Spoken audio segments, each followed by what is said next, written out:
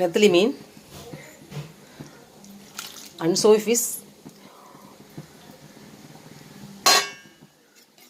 குழம்பு, மாங்காய் போட்ட குழம்பு. இந்த மாங்காய் மீன் புளிப்புலாம் சேர்த்து ரொம்ப அருமையாக இருக்கும் டேஸ்ட்டு. நம்ம புளி ஊற்றக்கூடாது நெத்திலி மீன் குழம்புக்கு மட்டும். மாங்காய் இல்லை தக்காளி இல்லை புளிஞ்சிக்காய் போடலாம். உப்பு ஏற்கனவே போட்டுக்கனால டேஸ்ட் பார்த்துக்கலாம். பச்சை மிளகாய்,